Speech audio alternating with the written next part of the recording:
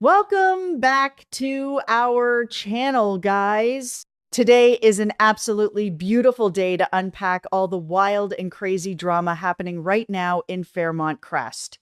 We have some truly jaw-dropping twists and intense emotional breakdowns to discuss today. So grab a cozy blanket, get your favorite snack ready, and let's dive straight into the madness because you are not going to believe what is coming next. Beyond the Gate spoilers tease that Haley is taking her lethal and diabolical game to a terrifying new level. And honestly, if you ask me, we are about to witness one of the most chilling murder plots in the history of this entire show. We all know Haley has been playing the people around her like disposable pawns on a chessboard, but her latest move is just straight up evil. She has been making everyone's lives an absolute living hell at the hospital, throwing her weight around and causing endless chaos. Finally, she gets exactly what she wants from Ashley. Poor Ashley.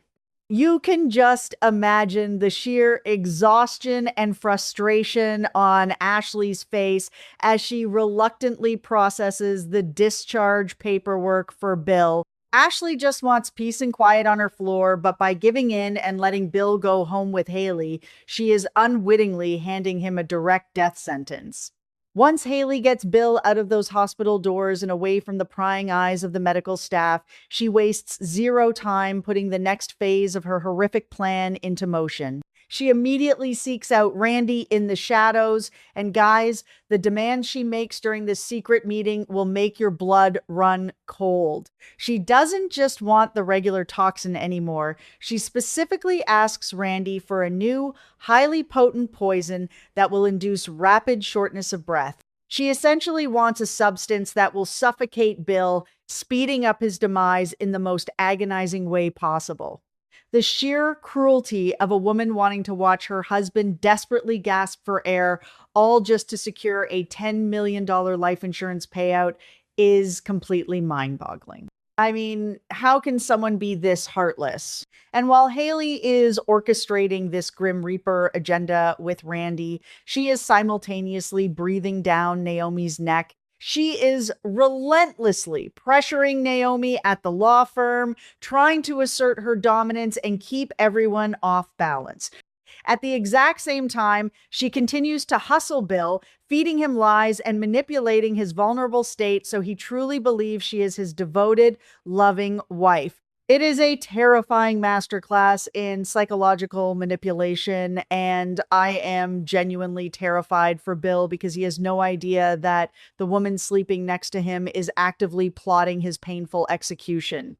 But while Haley is busy plotting murder, the absolute truth about that fateful tornado night is finally catching up to Danny. And let me tell you, the tension in that room is so incredibly thick. You could cut it with a knife. Anita and Vernon have officially cornered Danny, putting her in the hottest of hot seats.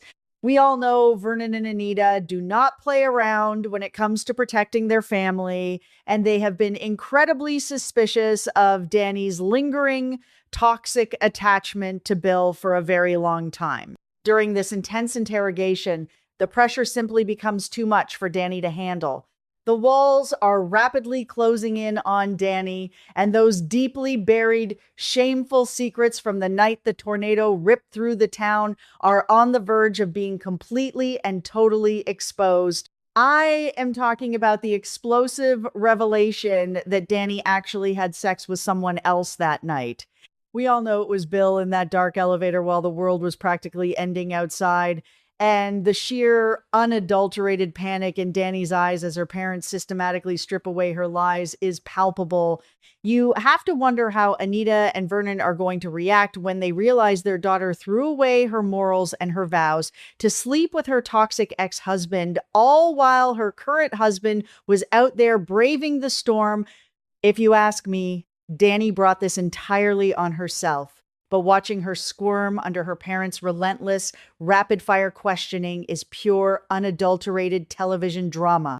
And speaking of Danny's current husband, Andre is fighting his own terrifying silent battles, and my heart genuinely breaks for him right now. Andre is being forced to confront the darkest, most dangerous ghosts from his European past, and the psychological weight of it all is completely crushing him. He is standing at a terrifying emotional crossroads, constantly wondering if Danny will even stay by his side once she finds out the full, horrifying extent of what he has been hiding all these years. It is a tragic and deeply ironic parallel, honestly. Danny is desperately hiding her physical betrayal with Bill, while Andre is hiding this massive, dangerous secret involving his past and his stalker. Andre is absolutely terrified that if he digs too deep into these old wounds and exposes the truth to the light of day, he will lose the woman he loves forever. But what he doesn't realize is that his marriage is already deeply fractured by Danny's own deceit. We are watching two people who desperately want to hold on to each other, yet they are letting their individual toxic secrets tear their relationship apart from the inside out. It is a ticking time bomb, and when it goes off, the collateral damage is going to be immense. Meanwhile, the psychological thriller aspect of the show is hitting a terrifying fever pitch with Chelsea. Chelsea is continuing to live in an absolute state of sheer terror as mysterious, eerie signs keep dragging her right back into the trauma of her past. I am talking about Allison and that horrific, life-altering kidnapping from a year ago.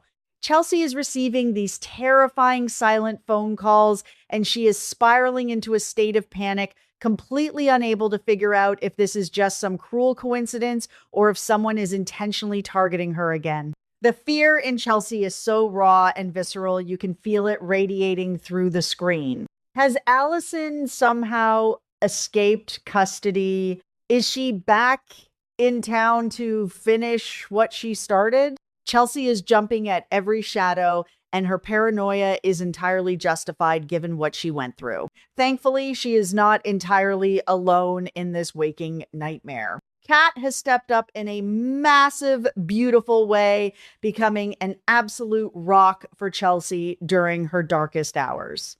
Kat is doing everything in her power to help Chelsea stay grounded, urging her to bravely face this paralyzing fear instead of drowning in the endless paranoia. I absolutely love seeing this fiercely supportive dynamic between them. It shows exactly how deep their bond truly goes when the chips are down and the world gets scary. However, Kat's role as the supportive rock for Chelsea is causing some serious, unexpected friction elsewhere. Tensions are rapidly escalating between Kat and Nicole, and their relationship is becoming incredibly strained.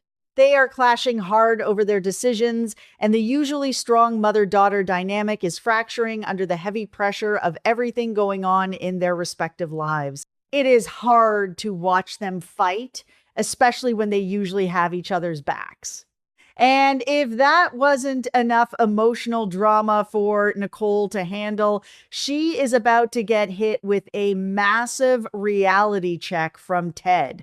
Ted is gearing up to drop a heavy truth bomb on Nicole, preparing to reveal a piece of information that she absolutely does not want to hear. Is it about Andre's shady past? Is it about the ongoing stalking situation?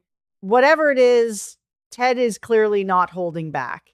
And you just know Nicole is going to react defensively. Ted and Nicole have so much complicated history, and whenever they clash over hard, uncomfortable truths, it is always explosive.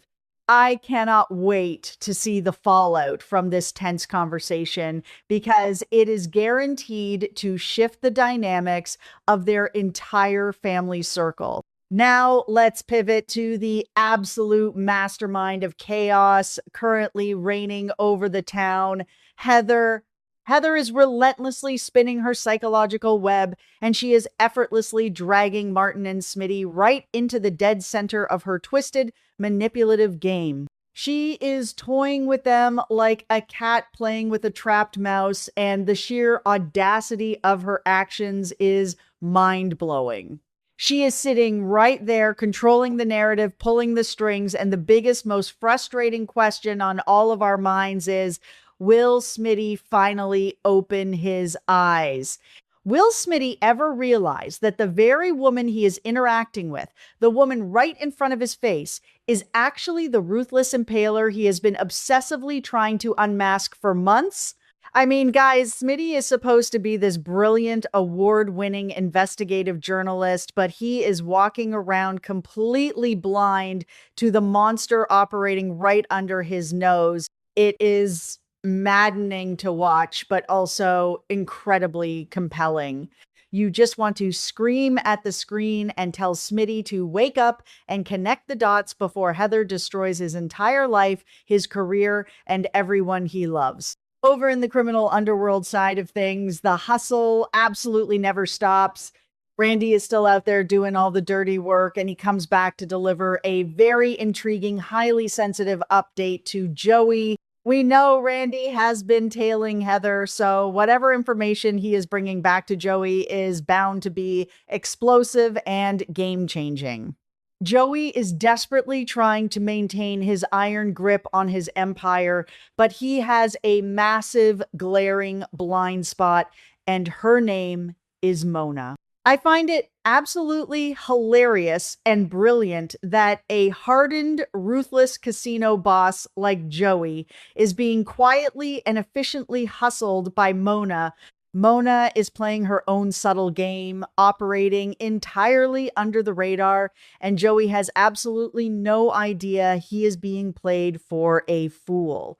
It just goes to show that in this town, the most dangerous players aren't always the ones carrying the guns or making the loudest threats. Sometimes they are the ones with the quiet, cunning strategies who strike when you least expect it. On a much more personal and emotional front, Vanessa is standing at a massive crossroads in her life. She is facing a monumental decision that could trigger a major life-altering overhaul in either her personal life or her career. She has been put through the emotional ringer lately, especially dealing with Joey's dark secrets, and it feels like she is finally ready to take control of her own destiny and make a choice for herself. I am really rooting for Vanessa to make a decision that brings her genuine peace, but this is Fairmont Crest we are talking about, so peace is always a temporary illusion. Elsewhere, we get a genuinely touching and heartwarming moment with June and Tyrell. June steps up to the plate in a big way, standing firmly by Tyrell's side and coming to pick him up when he needs it the most. It is beautiful to see June embracing her role, offering that unconditional maternal support Tyrell so desperately craves after all his recent heartbreaks. And speaking of changing luck, Carlton might finally be catching a much needed break in the romance department. After being the odd man out and suffering through that painful love triangle, Carlton has an unexpected, serendipitous chance encounter with someone new. Could this be the fresh, exciting start he needs? I certainly hope so, because the man has a good heart and deserves a little happiness after everything he has been through. Finally, guys, we have to talk about Leslie, because her current situation is just completely and utterly heartbreaking to witness. Leslie is currently getting the absolute cold shoulder from practically everyone in town, and the isolation is setting in deep. She pushed Marcel away because she thought she wanted something else. She alienated her own daughter with her harsh judgments, and now she is left sitting all alone, drowning in a vast sea of loneliness. And what happens when Leslie gets lonely? She spirals right back into her unresolved, incredibly painful memories of Ted. The unclosed chapters of her past affair with Ted are haunting her every waking moment, making the sting of her current rejection even more unbearable. She is left clinging to the past, feeling the heavy weight of her choices and crying over a man who has completely and totally moved on with his life. It is a tragic, pathetic, and deeply human moment. You almost feel bad for her, even after all the manipulative and selfish things she has done to get to this point. It really makes you wonder if Leslie will ever find true peace or if she is doomed to forever chase ghosts from her past.